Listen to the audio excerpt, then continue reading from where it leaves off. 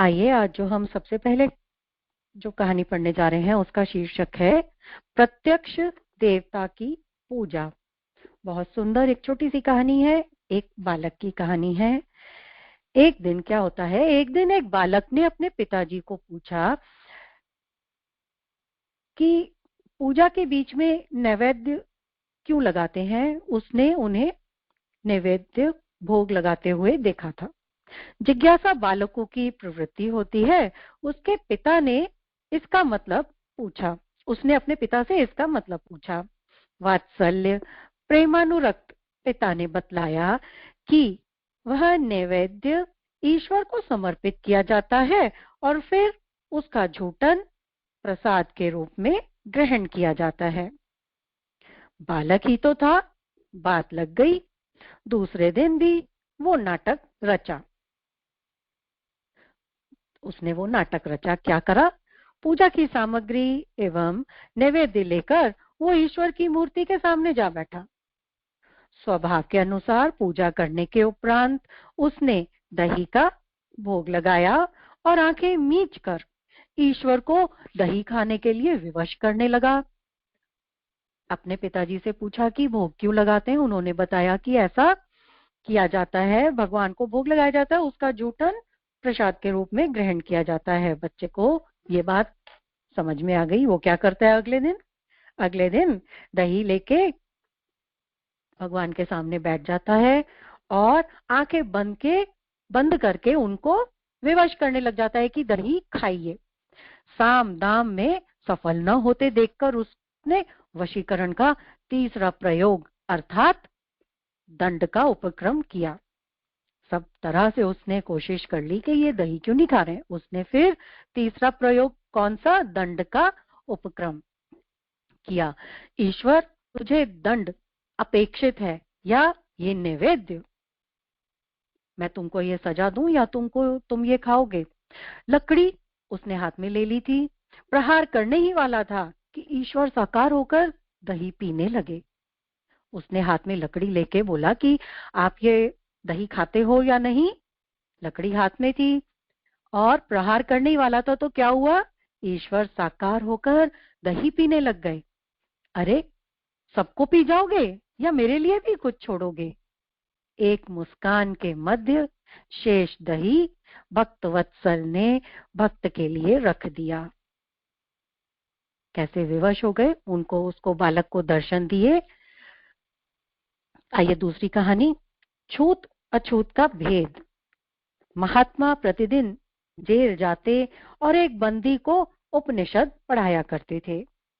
बंदी काल कोठरी में था तो भी उसके जीवन में अपूर्व मस्ती, विलक्षण ओज आज झलक रहा था। मानो वो उपनिषद नहीं पढ़ रहा था, सोम रस का पान कर रहा था। चढ़ाव ही चढ़ाव हो, उतार न हो तो जीवन क्या। संकल्प विकल्प, शांति, संघर्ष और उतार चढ़ाव का नाम ही तो जीवन है। एक सी स्थिति होती तो संसार में गति न होकर केवल शून्यता होती। बंदी का जीवन उसी प्रकार बीत रहा था। महात्मा नियम पूर्वक उसको उपनिषद पढ़ाते जाते थे।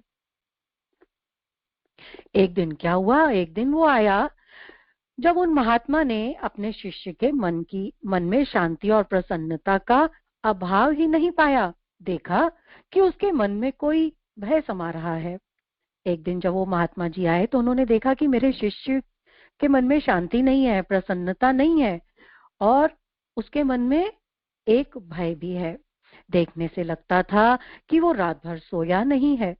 महात्मा जी ने पूछा, तात, ऐसी क्या बात हो गई, चिंता तो क्यों दिखाई दे रहे हो, ऐसी क्या बात हो गई, तुमको किस बात की चिंता है। उपनिषद पढ़कर भी कोई व्यक्ति शांति न पाए, समझना चाहिए उसके लिए संसार में और कहीं शांति नहीं। आप ठीक कहते हैं गुरुवर, बंदी ने अत्यंत विनीत भाव से उत्तर दिया। किंतु न जाने क्यों आज रात भर एक भयंकर स्वप्न ने मुझे पीड़ित करके रखा। नींद टूट गई, तब से उस स्वप्न की भयंकरता मन से दूर ही नहीं होती। उसने बताया कि आप ठीक कह रहे हैं और सारी रात सो नहीं पाया हूं मैं, और एक सपना देखा है भयंकर, उसकी वजह से नींद टूट गई है। क्या था वो स्वप्न? सन्यासी ने उनसे अगला प्रश्न किया। उस प्रश्न के उत्तर में युवक ने कहा, रात को जब मैं सोया तो स्वप्न में अपने आप को एक गांव के कच्चे मकान में पाया। एक कोठरी दिखाई दी जिसमें मेरी माँ बाल खोले हुए बैठी बालों को सुखा रही थी। तभी मैं हाथ में तलवार लिए अंदर चला गया और माँ के बाल पकड़कर उसको कोठरी से घसीटता हुआ बाहर वरांडे तक ले आया। माँ चिल्लाती रही, मैंने छोड़ा नहीं। जोश में आकर मैंने तलवार से उसका वध कर दिया। आप जानते हैं मैं अपनी माँ को कितना प्यार करता हूँ। मेरी माँ मुझे कितना स्नेह करती है। जो बात मेरी कल्पना में भी नहीं आई, वो स्वप्न में कैसे आ गई? ये भयंकर स्वप्न रात मैंने कई बार देखा। उसी कारण से मेरा मन उदास है। उसने सपना ही क्या देखा था कि एक गांव में वो कच्चे से मकान में है और अब कोठरी में उसकी माँ बाल सुखा रही है, और उसने कैसे वो अपनी माँ का वध किया। महात्मा जी ने कुछ विचार किया, पूछा, कल खाना किसने बनाया था? बाहर से मंगा के तो कुछ नहीं खाया? वो युवक ने उत्तर दिया, नहीं नहीं गुरुदेव, पर हाँ, कल का खाना पहले से स्वादिष्ट अवश्य था। लगता था किसी नए रसोइये ने बनाया है। महात्मा जी ने क्या पूछा कि कहीं बाहर से खाना तो नहीं मंगा के खाया है? तो वो बंदी क्या बोला, कहता है कि नहीं नहीं, खाना तो मैंने कहीं से बाहर से नहीं मंगाया, लेकिन अवश्य किसी नए रसोइये ने बनाया है। क्यों? क्योंकि खाना स्वादिष्ट था। महात्मा जी ने और कुछ पूछे बिना बंदी गृह अधिकारी के पास जाकर के पूछा, क्या कल किसी नए बंदी ने भोजन पकाया था? कारागृह अधिकारी ने कहा, हाँ। और उसके साथ साथ उसका रिकॉर्ड मंगा करके देखा गया तो क्या पता चला? पता चला कि वो व्यक्ति गांव का रहने वाला है और अपनी माँ की हत्या के अपराध में आजीवन सजा पाकर आया है।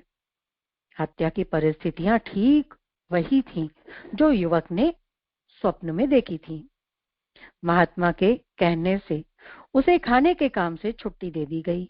महात्मा फिर अपने शिष्य के पास आए और सारी बात उसको समझाते हुए बोले, बेटा, व्यक्ति के मानसिक संस्कार स्पर्श मात्र से दूसरों को कितना प्रभावित कर सकते हैं, ये उसका प्रत्यक्ष उदाहरण है। व्यक्ति के मानसिक संस्कार स्पर्श मात्र से दूसरों को कितना प्रभावित कर सकते हैं, ये उसका प्रत्यक्ष उदाहरण है। पूर्वजों ने छूत अछूत का भेद अच्छे बुरे कर्मों के आधार पर बनाया था, न कि जन्म से ही छूत अछूत होने का सिद्धांत। इसका कारण इस घटना से समझ गए होंगे। युवक संतुष्ट हो गया। रसोइया बदल जाने से फिर उसने वैसा स्वप्न कभी नहीं देखा। पूजा के फूल, ये हमारी दूसरी कहानी का शीर्षक है। मगध के सिंहासन पर सम्राट इंद्रगुप्त आसीन थे। महाकौशल से उनकी शत्रुता हो गई थी। महाकौशल की शक्ति और सैन्य बल उन दिनों चरमोत्कर्ष पर था। वहां से किसी भी क्षण आक्रमण की पूरी आशंका थी। ये बात मगध के एक एक नागरिक को मालूम थी, इसलिए कोई भी रात को बाहर नहीं निकलता था। सारी प्रजा युद्ध की आशंका से भयभीत थी। मगध के सैनिक पूरी तत्परता के साथ सीमा चौकियों की रक्षा कर रहे थे, पर आपातकालीन स्थिति हो तो किसी भी व्यक्ति को चुप नहीं बैठना चाहिए, चाहे वो राजा हो या प्रजा हो। इंद्रगुप्त स्वयं इस आदर्श का पालन कर रहे थे। वो रात रात भर जागकर प्रजा की रक्षा व्यवस्था देखा करते थे। तब जब मगध के युवक और प्रौढ़ जन भी भयवश अंधकार में बाहर नहीं निकलते थे, एक स्त्री घर से बाहर निकलती थी। ऐसे समय में जब कोई भी बाहर नहीं निकलता था तो एक स्त्री बाहर निकलती थी। वो कौन थी? वो राज दरबार की मालिन थी। सम्राट और साम्राज्ञी दोनों प्रातः काल भगवान पशुपतिनाथ का पूजन किया करते थे। उनके लिए शुद्ध और ताजे पुष्पों की आवश्यकता होती थी। मालिन ने अपने इस कर्तव्य पालन में इन गाढ़े दिनों में भी भूल नहीं की थी। ऐसे दिनों में भी वो अपने कर्तव्य का पालन करती रही, ताजे पुष्पों की माला बनाती थी। वह प्रतिदिन पूजा के पुष्प नियमित रूप से पहुंचाती रही। किसी को भी उंगली उठाने का अवसर नहीं मिला था कि मालिन डरकर अपने कर्तव्य का पालन नहीं कर रही। प्रातः काल होने में अभी देर थी। महाराज इंद्रगुप्त भ्रमण करते हुए उधर ही आ निकले जहां उस मालिन का निवास था। अंधकार में कुछ आकृतियां उधर घूमती दिखाई दी। महाराज को संदेह हुआ। वो चुपचाप झुरमुट में खड़े होकर स्थिति का अध्ययन करने लगे। भवन के बाहर पदचाप सुनकर मालिन की निंद्रा टूट गई। बाहर उसने जब चहलकदमी सुनी तो मालिन की नींद भी टूट गई। उसने समझा प्रातः काल हो गया है, तो फूल चुनने के लिए अपनी पेटिका उठाकर वह घर से बाहर आ गई। पर यहाँ तो स्थिति कुछ और ही थी। महाकौशल के 4 गुप्तचरों ने उसे बाहर आते ही घेर लिया।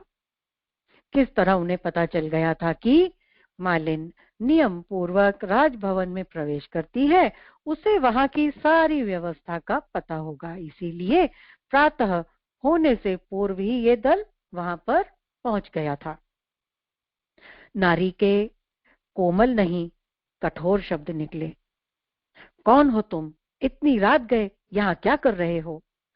भद्रे, हम आपके अतिथि हैं, आपकी सेवा पाने का अधिकार लेकर आए हैं। यदि वो अधिकार उपलब्ध हो गया तो आप महाकौशल की सम्मानित महिलाओं में होंगी।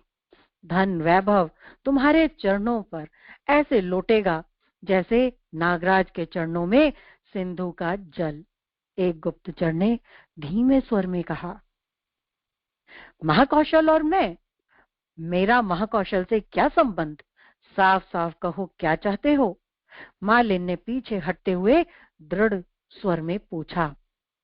वो बोले, हम महाकौशल के सैनिक हैं, मगध राज्य का रहस्य ज्ञात करने के लिए यहाँ आए हैं। उसकी जानकारी भर तुम्हें देनी है। उसके बदले में महान ऐश्वर्य की स्वामिनी बनोगी। और इससे पूर्व की वो कुछ और कहते, मालिन ने तड़प कर कहा, बस बंद करो अपनी बकवास।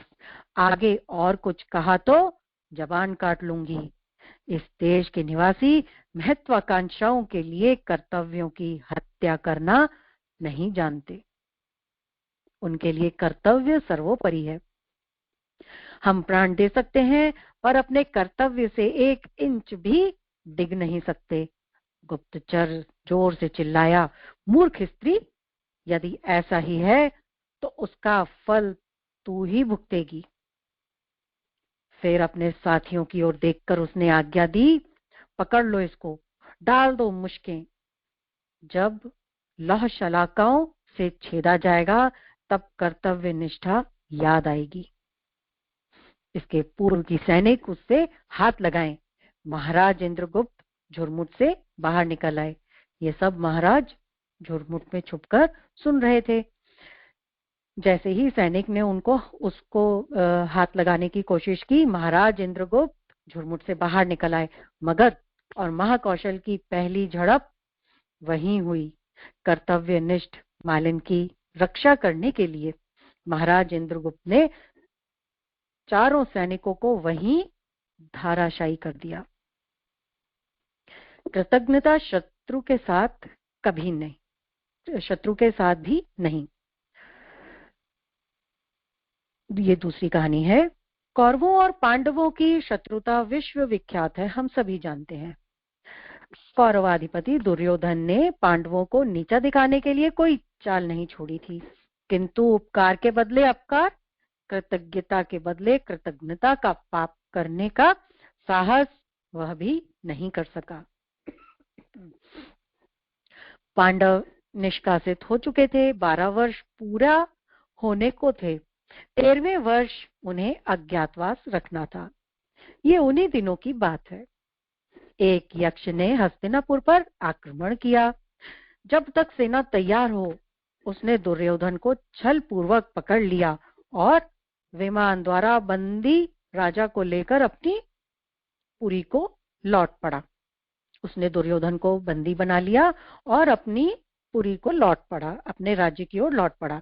विमान वहां से निकला जहां 5 पांडव द्रौपदी सहित विश्राम कर रहे थे। विमान में द्वंद्व युद्ध करते दुर्योधन को युधिष्ठिर ने पहचान लिया। उन्होंने अर्जुन को बुलाकर तुरंत आज्ञा दी, जाओ और इस यक्ष से युद्ध करके भाई दुर्योधन को छुड़ा दो। अर्जुन ने कहा, महाराज, दुर्योधन हमारा शत्रु है। उसी की तो कुटिलता है जो आज हम लोग जंगल जंगल भटकते फिर रहे हैं। शत्रु को बचाना भी भला कोई धर्म है? युधिष्ठिर ने गंभीर भाव से कहा, अर्जुन, तुम्हारा कहना ठीक है। दुर्योधन ने हमें संत्रस्त करने में कोई कसर नहीं छोड़ी। तथापि नीति कहती है कि जब बाहरी आक्रमण हो तो आंतरिक द्वेष भूलकर परस्पर मदद करनी चाहिए। कुछ भी हो, दुर्योधन आखिर अपना भाई ही है। भाई की रक्षा करना हमारा धर्म है, अधर्म नहीं। अर्जुन ने आज्ञा शिरोधार्य की और यक्ष बलि से हठ ठान लिया। अर्जुन के पौरुष के आगे यक्ष की एक न चली। आखिर उसे दुर्योधन को छोड़कर भागना ही पड़ा। रक्षित दुर्योधन ने विनीत भाव से युधिष्ठिर को प्रणाम किया और पूछा, इस उपकार के बदले में वो क्या चाहते हैं? युधिष्ठिर ने उस समय ये कहकर टाल दिया कि अवसर आने पर मांगूंगा। अभी तो आप हस्तिनापुर को लौट जाएं, वहां आपके बिना राजसभा चिंतित होगी। समय बीतता गया। पांडव वनवास से लौटकर महाभारत युद्ध की तैयारी पांडव वनवास से लौटे और महाभारत युद्ध की तैयारियां होने लगी। कौरवों के सेनापति पितामह भीष्म नियुक्त हुए। उन्होंने 9 दिन भयंकर युद्ध किया। पांडव सेना को भारी क्षति उठानी पड़ी। ये पराजय देखकर पांडव बड़े चिंतित हुए। आखिर भीष्म की मृत्यु का कारण उन्हीं से जानने का निश्चय किया गया, पर भीष्म की प्रतिज्ञा थी कि वो ये रहस्य केवल दुर्योधन से ही प्रकट कर सकते हैं। उस समय पांडवों ने मंत्रणा कर अर्जुन को दुर्योधन के पास भेजा और जंगल में दिए गए वचन के अनुसार राजमुकुट लाने के लिए कहा। उन्होंने ये योजना बनाई कि अर्जुन को दुर्योधन के पास भेजते हैं और जंगल में हमने जो उसके ऊपर हमने उपकार किया था, उसके बदले में उसने हमें जो वचन दिया था उसके बदले में राजमुकुट ले आने के लिए कहा। अर्जुन दुर्योधन के पास जाकर के बोले, भाई, आपने एक वचन दिया था, आज उसे पूरा कीजिए और अपना राजमुकुट मुझे दे दीजिए। पास ही उपस्थित अश्वत्थामा ने कहा, राजन, युद्ध के समय शत्रु की किसी भी बात पर विश्वास नहीं करना चाहिए, कोई भी उपकार क्यों न किया गया हो। नीति कहती है ऐसे में शत्रु से मित्रता का व्यवहार नहीं करना चाहिए। दुर्योधन ने एक क्षण विचार किया और ये कहते हुए, अश्वत्थामा, किए हुए उपकार और दिए हुए वचन को पूरा न करना दोनों पाप और असभ्यता है। इस कृतज्ञता से मैं अपनी आत्मा को कलंकित नहीं करना चाहता। अपना मुकुट उतारकर दुर्योधन ने अर्जुन को सौंप दिया। वो मुकुट धारण कर भीष्म पितामह की मृत्यु का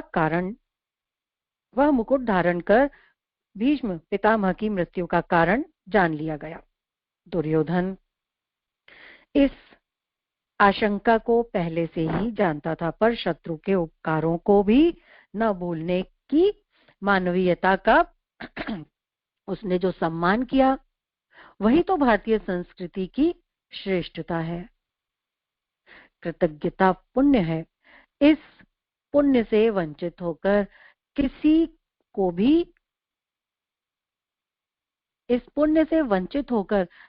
को कभी आत्मा को नहीं गिराना चाहिए। किसी को कभी भी आत्मा को नहीं गिराना चाहिए। अर्जुन दुर्योधन का मुकुट पहन करके भीष्म पितामह के पास गए थे, तब भीष्म पितामह ने अपनी मृत्यु का कारण बता दिया था। बाहुबली की दूरदर्शिता। आइए दूसरी कहानी की ओर बढ़ते हैं। राजा ऋषभदेव ये नहीं चाहते थे कि उनकी मृत्यु के बाद राजगद्दी के लिए संतानों में झगड़ा हो अथवा राज्य की जनता को किसी प्रकार का कष्ट उठाना पड़े। पुत्र दो चार होते तो समझा बुझाकर ठीक कर लेते। एक साथ 100 पुत्रों के पिता बनने का उन्हें सौभाग्य मिला था। अतः उन्होंने अपने जीवन में ही ये व्यवस्था कर दी थी कि ज्येष्ठ पुत्र भरत को राजगद्दी दी जाए और शेष 99 पुत्र ग्रह त्याग कर, घर छोड़कर सन्यासी हो जाएं। पिता की आज्ञा शिरोधार्य कर बाकी के पुत्रों ने सन्यास ले लिया। साधना और समाज सेवा उनके जीवन के अंग बन गए। पिता की आज्ञा को शिरोधार्य कर उनके 98 पुत्रों ने सन्यास ले लिया और समाज सेवा और साधना उनके जीवन का अभिन्न अंग बन गए। बाहुबली नहीं चाहता था कि उसका अग्रज भाई, उसका बड़ा भाई भरत राज सिंहासन पर इसलिए आसीन हो, इसलिए बैठे कि वो उम्र में बड़ा है। उम्र के साथ साथ योग्यता में भी तो बड़ा होना चाहिए। वो इसलिए नहीं बैठने देना चाहता था कि वो उम्र में बड़ा है, उम्र के साथ साथ उसमें उतनी योग्यता भी होनी चाहिए कि वो राज सिंहासन पर बैठ सके। विवाद खड़ा हुआ। दोनों अपनी अपनी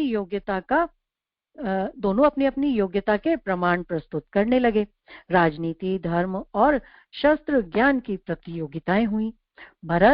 भरत पराजित हुआ और बाहुबली को निर्णायकों ने श्रेष्ठ घोषित कर दिया। योग्य और गुणवान की सर्वत्र पूजा होती है। प्रजा भी बाहुबली के प्रति आकर्षित होने लगी। निर्णायकों के निर्णय सुनने के बाद उपस्थित नागरिकों ने बाहुबली की जय जयकार करना आरंभ कर दिया। भरत के मन में ईर्ष्या उत्पन्न हुई। ये देखकर भरत को ईर्ष्या होने लगी। वो किसी भी तरह से बाहुबली को नीचा दिखाने का प्रयत्न करने लगा। अपने मार्ग के इस कांटे को निकालने के लिए उसके प्रयत्न चलने लगे।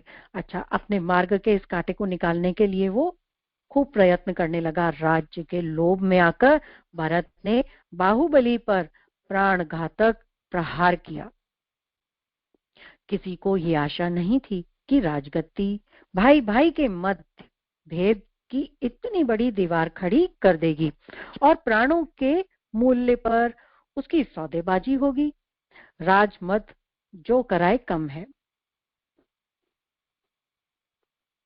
बाहुबली भी किसी से कम नहीं था। जैसा उसका नाम वैसी ही उसमें शक्ति थी। उस तेजस्वी ने प्रहार के लिए जैसे ही हाथ उठाया, लोग समझ गए भरत का अंत आ गया है। वो बाहुबली की एक मुष्टिका में ही धाराशायी हो जाएगा, एक प्रहार से ही धाराशायी हो जाएगा। बाहुबली में विवेक की किरणें अभी भी थीं, जो उसके मस्तिष्क को ज्ञान से आलोकित कर रही थीं। उसमें जोश और होश दोनों ही थे। उसने सोचा, यदि मेरा भाई राज्य के लोभ में विवेक शून्य तथा अधम बन सकता है, तो मैं उसका प्रतिद्वंदी क्यों न बनूं? यदि मैंने अपने भाई के प्राण लेकर राजगद्दी संभाली, तो राज्य की जनता यही कहेगी, जो राजा पद के लिए अपने भाई का खून पी सकता है, वो जनता की क्या सेवा करेगा? दूसरे ही क्षण शक्ति से उठा हुआ हाथ वापस आ गया। बाहुबली ने महत्वाकांक्षा को त्याग कर भरत को राजगद्दी सौंप दी और स्वयं विरक्ति को अपनाकर दुखी मानवता के आंसू पोंछने के लिए चल पड़ा। दूसरी कहानी, संस्कृति पुरुष से मिले, मर्यादा पुरुषोत्तम। जो भाला चलाना न जाने, जो शिकार न करे और लूटपाट में उत्साह न रखे, वह भी क्या भील है।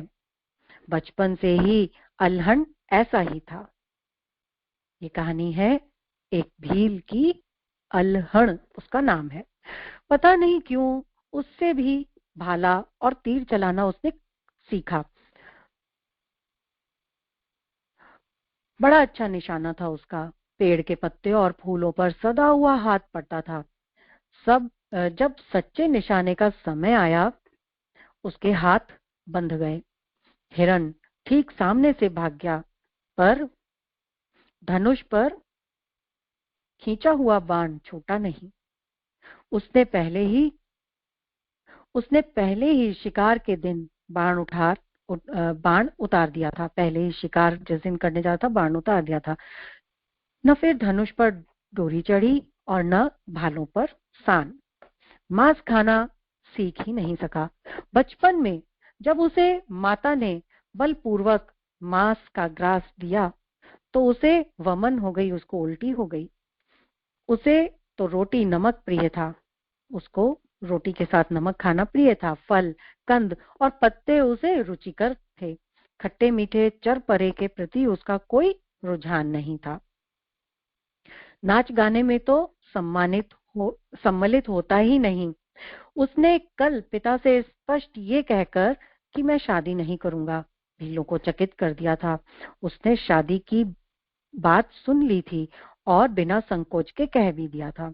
भीलों के लिए ये असह और नवीन बात थी। अपने इकलौते पुत्र के प्रति सरदार का बहुत स्नेह था। माता ने रो रो कर आंखें लाल कर ली, पर वो डिगा नहीं, वो माना नहीं। अंततः सभी को हार माननी पड़ी। आज पगोरे पर उत्सव है, चलोगे नहीं अल्हड़? एक मित्र ने उसकी तन्मयता को तोड़ते हुए पूछा। बापू बीमार हैं, उनके पास रहना है, मैं नहीं जाऊंगा। सरदार को कल से ज्वर आ रहा था। सरदार कल से बीमार थे। हो आओ बेटा, मैं अच्छा हूँ, मुझे कुछ चाहिए नहीं। झोपड़ी में से आवाज आई। झोपड़ी में से उसके पिताजी बोले कि तुम मेले में हो आओ, मैं अच्छा हूँ, मुझे ऐसा कुछ नहीं चाहिए। लगता है वृद्ध ने बाहर की बात सुन ली थी। उसके पिताजी ने बाहर जो बातचीत चल रही थी वो सुन लिया था। मेरी इच्छा भी तो नहीं है बापू। अल्हड़ भीतर चला गया। पिता जानते थे कि वो जाएगा नहीं। गांव में दूसरों की बीमारी में वो दिन रात जाग कर सेवा किया करता था। आधी रात को भी जंगल में जड़ी बूटी लेने के लिए भाग जाता था। फिर अपने पिता को बीमार छोड़कर क्या वो उत्सव देखने जा सकेगा? तुम तनिक सो जाओ। रात्रि भर जगने वाले पुत्र से पिता ने आग्रह किया। मुझे न नींद आती है और न ही आलस। झूठ तो वो बोलता नहीं था। पिता को बीमार को देखकर उसकी नींद और भूख भूख दोनों ही भाग जाते थे। कुछ खाया भी तो नहीं है, रोटी खा लो, बीमार का आग्रह था। इच्छा न होने पर भी इच्छा न होने पर भी पिता की आज्ञा थी। आज तक उसने शादी, शिकार और लूट को छोड़कर पिता की कोई भी आज्ञा नहीं टाली थी। पिता की जो आज्ञा होती थी, शादी कर लो, वो मना कर देता था। शिकार, लूट, ये सब मना कर देता था। इसके अलावा और कोई भी ऐसी आज्ञा नहीं थी जिसको टाला हो। रोटी नमक लेकर के बैठ गया। पानी के सहारे कुछ ग्रास गले के नीचे ठेल दिए। पिता की चिंता में वो भोजन नहीं कर सकता था। बीमारी बढ़ती ही जा रही थी। जड़ी बूटियां काम नहीं करती थी। पिता बोले, मेरा तो समय आ गया है। सभी भील एकत्रित भी हो गए थे। गांव के स्त्री बच्चे भी साथ थे। झोपड़ी भर गई थी। सभी की आंखें डबडबाई। स्त्रियां चीख रही थीं और देखा देखी बच्चे भी चीख रहे थे। वृद्ध रुक रुक कर बोल रहा था, जो कुछ मुझसे कठोरता और भूल हुई हो उसे तुम भूल जाना। ये अल्हड़ वो आगे बोल न सका। कोहराम मच गया। अल्हड़ पिता के पैरों को अब भी हाथ में लिए मुंह बैठा था। उसके नेत्र शून्य में कुछ ढूंढ रहे थे। वो न तो रोया न चिल्लाया, चुपचाप ज्यों का त्यों बैठा रहा। और जब पिता के शव को ले जा रहे थे तो वो उनके साथ हो लिया। सरदार पुत्र होने के कारण भील उसे ही सरदार बना रहे थे। ये बात एक अन्य भील कड़खू को सहन न हुई। वो बलवान था, उसका हाथ शिकार में सधा हुआ था, निशाना पक्का था। उसके हृदय में स्वयं सरदार बनने की तीव्र इच्छा थी। इस बलवती इच्छा के कारण वो अल्हड़ से द्वेष करता था। वही उसकी महत्वाकांक्षा में बाधक जो था। वो खुद सरदार बनना चाहता था। कल बाघ ने दो बकरियां कल बाघ ने 2 बकरियां गांव में मारी थी। रात्रि में सोते समय वो घुसाया होगा। आज उसे जंगल में ढूंढना है, नहीं तो वो बार बार आता रहेगा और आदमियों को चोट करने लगेगा। कड़खू कल से ही सबको भड़का रहा था, पर कल तो दिवंगत सरदार के क्रियाकर्म में समय व्यतीत हो गया। आज वो अगवा बनकर सरदार से साफ साफ पूछने आया है। इस तरह कैसे चलेगा? आप ठीक कहते हैं। अल्हड़ ने उसकी महत्वाकांक्षा और द्वेषवृत्ति को समझते हुए प्रस्ताव रखा। आप स्वयं इस जिम्मेदारी को संभाल लें। ऐसे विचित्र प्रस्ताव की किसी ने कल्पना नहीं की थी। सभी आश्चर्य में थे। कड़खू को जैसे मन मांगी मुराद मिली हो।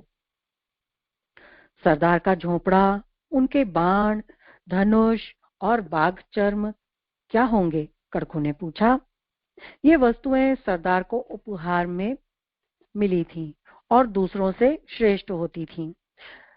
बीच में बड़ा झोंपड़ा सरदार का समझा जाता था।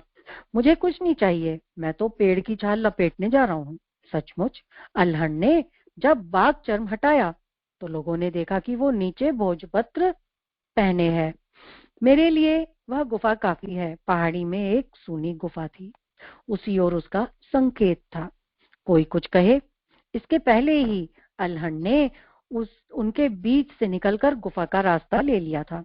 एक दो जनों ने पुकारा भी, पर उसने ध्यान न दिया। कड़खू ने रोक लिया। उसको जाने दो, देर करने से काम नहीं होगा।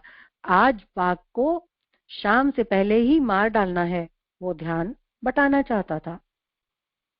वह कुछ भी नहीं लेके जा रहा है, एक भील ने कहा। उसे चाहिए क्या?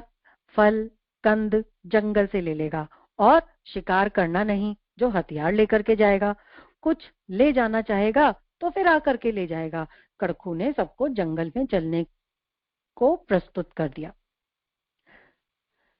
इधर अल्हड़ सरदार पद छोड़कर अपने को बहुत संतुष्ट अनुभव कर रहा था, पर कर्तव्य और सेवा कर्म उसके अभिन्न अंग थे।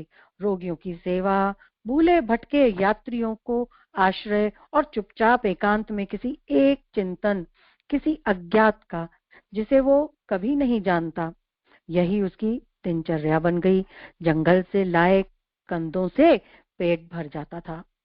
एक आदमी से ऐसे आदमी से कौन शत्रुता करेगा?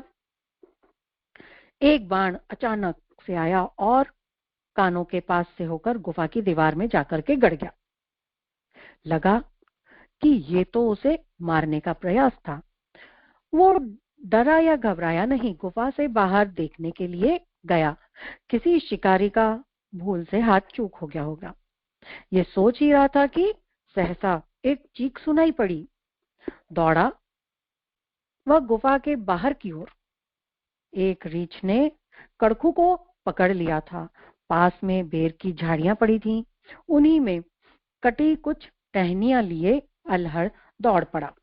रीछ के बालों में उसने जाकर उन्हें उलझा दिया और पीछे खड़े होकर रीछ के दोनों नेत्र दोनों हाथों से बंद कर दिए। घबराकर उसने कड़खू को छोड़ दिया। वह भागा और अल्हड़ भी कूद करके अलग जा खड़ा हुआ। रीछ झपटा, पर बड़े बड़े बालों में जंगली बेर की टहनियां उलझी हुई थी। वो उन्हें छुड़ाने में व्यस्त हो गया। कड़खू दूर भाग नहीं सकता था। रीछ के नाखूनों से उसके शरीर पर बड़े बड़े घाव हो गए थे। रक्त बह रहा था। अल्हड़ ने सहारा दिया, गुफा में लाकर लिटाया और घावों पर कुछ जड़ी बूटियां पीस करके लगा दी। एक पखवाड़ा इसी प्रकार बीत गया। अल्हड़, उस दिन तुम्हारे जो बाण लगा था वो मैंने मारा था। ज्वर और पश्चाताप ने उसे व्याकुल कर दिया था। मैं जानता हूं, अल्हड़ ने छोटा सा उत्तर दिया। कुछ भील मुझे अब भी सरदार बनाना चाहते हैं। वे बाबू के कृतज्ञ हैं और उनके लड़के को इस प्रकार गुफा में रहने देना नहीं चाहते। सरदार का झोपड़ा और सामान तुम्हारे पास देखकर वो तुमसे द्वेष करते हैं। इस झंझट को दूर करने और अपनी सरदारी को निर्विघ्न करने का रास्ता मैंने सोचा था। ये सोचा था कि तुम्हें मार दूंगा। उस दिन गुफा में आया, बाण भी मेरा था। अब मुझे माफ कर दो। वह रोने लग गया। रो मत, तुम्हें देखते ही मैं समझ गया था। चलो, जो हुआ उसको भूल जाओ। अल्हड़ के मन में रोष न था और न ही कोई क्रोध था। तुमने सब जान तुमने सब जानकर मुझे क्यों बचाया? रोगी की हिचकी बन गई। पश्चाताप ने उसे मूर्छित सा कर दिया था। वो मेरा कर्तव्य था। अब रो रो कर अपनी तबीयत बिगाड़ोगे तो मैं और नाराज हो जाऊंगा। सगे भाई के समान स्निग्ध स्वर में उसने कहा। जड़ी बूटी पीसी उसके जड़ी बूटी पीस कर वो अपने हाथ में लिए खड़ा था। रोगी ने उसके मुख की ओर भरे नेत्रों से देखा। दवा पीना अस्वीकार न कर सका, चुपचाप मुंह खोल दिया। उस दिन शाम को स्वस्थ प्राय हो जाने पर कड़कूस घर को छोड़कर लौटा ही था। तभी एक मधुर और चिर आत्मीय स्वर उसके कानों में पड़ा। अल्हड़, हम आज तुम्हें गुफा में नहीं रहने देंगे। हमारे लिए इसे खाली कर दो। भगवान श्री राम, जानकी और लक्ष्मण तीनों साथ खड़े मुस्कुरा रहे थे, जो प्रार्थना करने पर भी महर्षियों के आश्रमों में कदाचित ही ठहरते हैं। बड़े बड़े भील सरदारों के आग्रह पर जो पेड़ के नीचे एक घड़ी भी नहीं ठहरे, वे अल्हड़ से स्वयं गुफा मांग कर रहे थे। अपनी समझ कर बिना मांगे ले लिया। माता जानकी के साथ प्रभु उसी शैया पर लेटे। वे पत्ते उन्होंने उठाने नहीं दिए, थोड़े पत्ते और बिछा दिए। लेटते हुए प्रभु भगवती सीता से कह रहे थे, देवी, आज इस देश के परम सुसंस्कृत व्यक्ति के आवास में रहने का सौभाग्य मिल रहा है। सुसंस्कृत? जानकी के नेत्रों में आश्चर्य घना हो गया। उन्हें लगा अनेकानेक तपस्वी, ज्ञानी, ऋषियों, शक्तिशाली और वैभववान राजाओं के रहते एक भी वह कुछ अधिक कह न सकी। मुस्कुराते हुए प्रभु ने कहा, देवी, संस्कृति की प्रतिष्ठा सदाचार में है और जिसमें सदाचार अपनी पूर्णता के साथ प्रतिष्ठित है वही सुसंस्कृत है। संस्कृति पुरुष है और अल्हड़ से अधिक। आगे शब्द के भाव में डूब गए। प्रभु की ये वाणी गुफा द्वार पर लक्ष्मण के साथ बैठे उसके कानों में भी पड़ी। लक्ष्मण की स्नेहिल आंखें उसकी ओर उठी। प्रातः जब प्रस्थान करने लगे, वह उनके श्री चरणों में मस्तक रखने के लिए बढ़ा, पर पुरुषोत्तम ने इस संस्कृति पुरुष को उठाकर छाती से लगा लिया। यह लक्ष्य और मार्ग का मिलन था।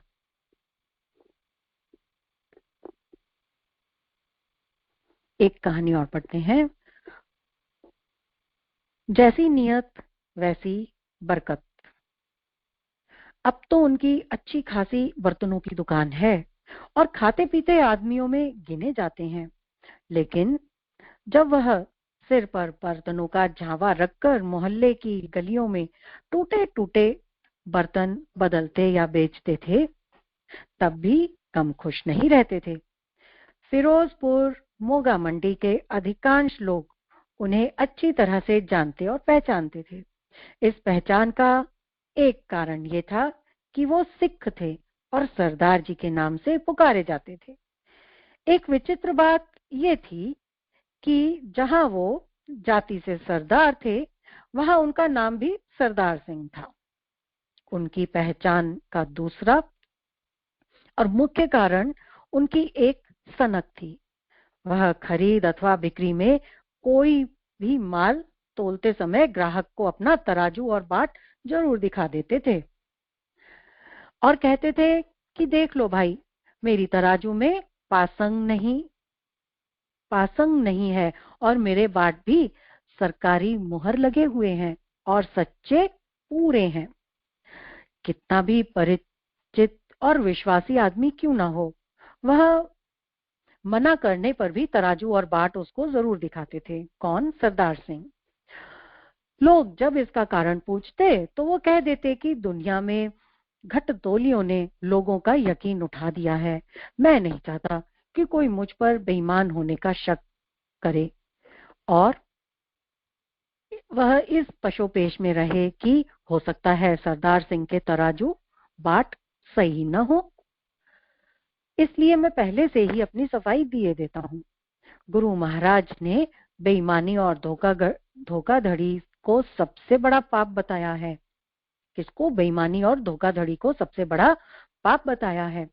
हराम का पैसा हराम में तो जाता है, साथ में हैरान ही नहीं करता बल्कि बर्बाद तक कर देता है।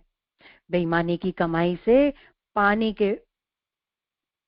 के बुलबुलों की तरह उठकर मिट जाने से कहीं अच्छा है एक बूंद की तरह थोड़ा और साफ बना रहे, छोटा और साफ बने रहे। लोग सरदार जी की इन सब बातों को सनक ही समझते थे और कोई खास ध्यान नहीं देते थे। कभी कभी बच्चे उन्हें सरदार तराजू बाट दिखाओ ये कहकर चिढ़ाते थे। कोशिश करते थे कि सरदार जी एक ही थे अपनी सनक के। वास्तव में यदि कोई बच्चा उनसे कोई चीज लेने या देने आता था तो वो तराजू उसको भी दिखाते थे। लोग उनकी इस सफाई और ईमानदारी की सनक को तब तक सनक समझते रहे जब तक बर्तनों की एक बड़ी दुकान नहीं खुल गई और उस पर मोटे मोटे अक्षरों में लिखे ये दो सिद्धांत वाक्य नहीं लग गए। ईमानदारी सर्वोत्तम नीति है और ईश्वर सबको देखता है। ये दो वाक्य सरदार जी की समृद्धि के बाद लोगों को समझ में आ गया कि वह सरदार जी की ईमानदार आत्मा की अतिरेकता पूर्ण अभिव्यक्ति थी जिसे सनक समझा जाता था। सरदार जी की उन्नति में एक साधारण घटना की महानता रही है। जैसा कि सरदार जी का काम ही था कि वो पुराने बर्तन खरीदते थे और नए बेचते थे या उनको बदल लेते थे। एक दिन उन्होंने एक मुसलमान परिवार से एक पुराना पानदान खरीदा। वह मुसलमान परिवार काफी संपन्न था, इसलिए उनका पानदान था तो पुराना लेकिन बड़ा खूबसूरत और नक्काशीदार था। दूसरे मोहल्ले में जब सरदार जी गए तो एक औरत ने वो पानदान खरीद लिया, लेकिन अगले ही दिन उसने वापस करते हुए कहा, कैसा पानदान दे दिया, इसका ढक्कन तो खुलता ही नहीं है। सरदार जी ने बिना किसी हुज्जत के पानदान अपने झावे में रख लिया और पूरे पैसे उसको वापस कर दिए। दूसरी बार फिर एक औरत ने पानदान वापस करते हुए वही शिकायत की, किंतु तीसरी बार जब पानदान वापस आया तो सरदार जी झुंझला गए। क्यों? ग्राहक से पानदान वापस लेकर पैसे दे दिए और पानदान ये बड़बड़ाते हुए वहीं जमीन पर उन्होंने दे मारा कि कैसा पानदान है जो कि खुलता ही नहीं है। चोट पाकर पानदान खट्ट से खुल गया और साथ ही सरदार जी के भाग्य कपाट भी खुल गए। लोगों ने बड़े आश्चर्य से देखा कि उसमें लगभग 700 या 800 रुपए के नोट भरे पड़े हैं जो वहां जमीन पर छिटक गए थे। इधर लोग सरदार जी के भाग्य की सराहना करने लगे, उधर सरदार जी पानदान के साथ सब नोट लेकर ये कहकर एक तरफ भागे चले गए कि मैं अभी आता हूँ, मेरा झावा तो यही रखा है। लोग को कुछ समझ में नहीं आया कि आखिर सरदार जी को क्या हुआ है। सरदार जी सीधे उस परिवार में पहुंचे जहां से पानदान खरीदा था। मालिक को रुपए सौंपते हुए बोले, आपके ये पानदान से निकले हैं, वापस करने आया हूँ। मालिक ने रुपए लेने से इनकार करते हुए कहा कि मैं तो पानदान उसी दशा में बेच चुका हूँ, रुपए तुम्हारे हो गए, मैं वापस नहीं लूंगा। सरदार जी रुपए लेने को तैयार नहीं हुए और वो मुसलमान रईस वापस लेने को तैयार नहीं हुआ। वो देना चाह रहे थे लेकिन वो परिवार वाले जो थे वो लेना नहीं चाह रहे थे। आखिर बड़ी देर तक झंझट के बाद ये तय हुआ क्या कि सरदार जी मालिक के हाथ 800 रुपए के बर्तन बेच दें। 800 रुपए के बर्तन बेच दें। सरदार जी ने ये बात मान ली और वाजिब मुनाफे पर 800 रुपए के बर्तन लाकर मालिक के हाथ बेच दिया। इस घटना से सरदार जी की ईमानदारी की डुग्गी पिट गई और बाजार में काफी माल एक साथ खरीदने से साख भी जम गई। बस फिर क्या था, धीरे धीरे उन्होंने एक दुकान खोल ली और अपनी नेक नियत के बल पर 2 साल में ही एक बड़े बर्तन विक्रेता बन गए। अब उनकी तरह जो बाट दिखलाने की जो सनक थी वो कम हो गई थी, लेकिन एक सनक और पैदा हो गई थी। जब तब बैठे बैठे कह उठते थे, जैसी नियत वैसी बरकत। भले ही ना समझ लोग उनके इस महावाक्य को सनक समझें, लेकिन ये वास्तव में समृद्धि सिद्धांत का महामंत्र है। क्या जैसी नियत वैसी बरकत। जो इसके रहस्य को समझ लेते हैं उनकी उन्नति अवश्य होती है। आइए आज का क्रम हम यहीं पर समाप्त करते हैं।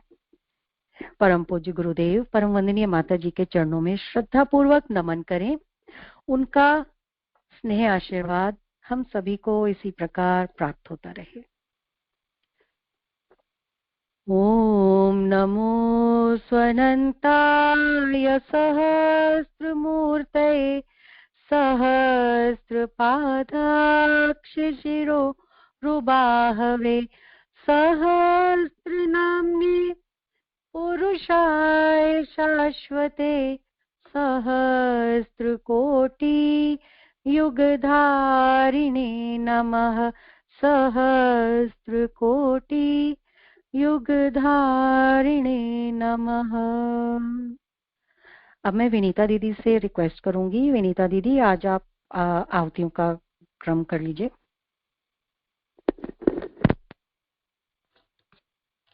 बहुत सुंदर कहानियां नीरू तुमने सुनाई, बहुत ही भावप्रद प्रेरणादायक कहानियां थी। और मतलब जब तुम कहानियां सुनाती हो गुरुदेव के वाङ्मय में से पढ़ के, तो हम सब कहीं ना कहीं उनमें खो जाते हैं। और अब मैं आहुतियों के साथ आज के क्रम का समापन करूंगी। सभी मेरे साथ सरस्वत गायत्री मंत्र की आहुतियां देंगे। ओम भूर्भुवः स्वः तत्सवितुर्वरेण्यं भर्गो देवस्य धीमहि धियो यो नः प्रचोदयात् स्वाहा। इदं गायत्र्यै इदं न मम। ओम भूर्भुवः स्वः तत्सवितुर्वरेण्यं भर्गो देवस्य धीमहि धियो यो नः प्रचोदयात् स्वाहा। इदं गायत्र्यै इदं न मम। ओम भूर्भुवः स्वः तत्सवितुर्वरेण्यं भर्गो देवस्य धीमहि धियो यो नः प्रचोदयात् स्वाहा। इदं गायत्र्यै इदं न मम। ओम भूर्भुवः स्वः तत्सवितुर्वरेण्यं भर्गो देवस्य धीमहि धियो यो नः प्रचोदयात् स्वाहा।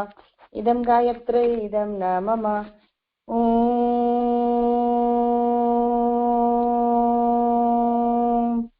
भूर्भुवः स्वः तत्सवितुर्वरेण्यं भर्गो देवस्य धीमहि धियो यो नः प्रचोदयात् दयात् स्वाहा इदं गायत्रै इदं न मम। महामृत्युंजय की 5 आहुतियां सभी के उत्तम स्वास्थ्य, सभी के उज्जवल भविष्य के लिए। सभी स्वस्थ रहें। ॐ त्र्यम्बकं यजामहे सुगन्धिं पुष्टिवर्धनम् उर्वारुकमिव बन्धनान् मृत्योर्मुक्षीयमामृतात् स्वाहा इदं महामृत्युञ्जयाय इदं न मम। ॐ त्र्यम्बकं यजामहे सुगन्धिं पुष्टिवर्धनम् उर्वारुकमिव बन्धनान् मृत्योर्मुक्षीयमामृतात् स्वाहा इदं महामृत्युञ्जयाय इदं न मम। ॐ त्र्यम्बकं यजामहे सुगन्धिं पुष्टिवर्धनम् उर्वारुकमिव बन्धनान् मृत्योर्मुक्षीयमामृतात् स्वाहा इदं महामृत्युञ्जयाय इदं न मम। ॐ त्र्यम्बकं यजामहे सुगन्धिं पुष्टिवर्धनम् उर्वारुकमिव बन्धनान् मृत्योर्मुक्षीयमामृतात् स्वाहा इदं महामृत्युञ्जयाय इदं न मम। ॐ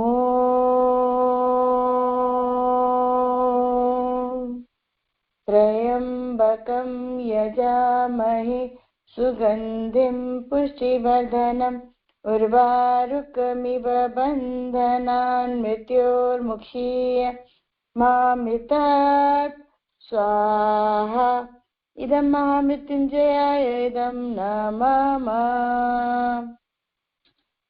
सभी की शारीरिक स्वास्थ्य, मानसिक शांति, आत्मिक गरिमा की अभिवृद्धि के लिए शांति पाठ। ओम द्यौ शांति अंतरिक्ष गं शांतिः पृथ्वी शांतिरापः शांति ओषधयः शांतिः वनस्पतयः शांतिर्विश्वे देवाः शांति ब्रह्म शांतिः सर्वगं शांतिः शांतिरेव शांतिः सामा शांतिरेधि।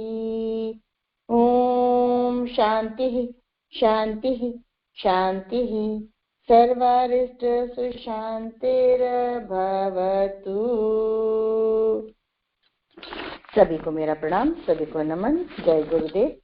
दोपहर में 1:30 बजे ज्योति अवतरण साधना में, शाम को 5:40 पे गायत्री चालीसा, 6 बजे नाद योग में हम सब फिर से मिलेंगे। धन्यवाद।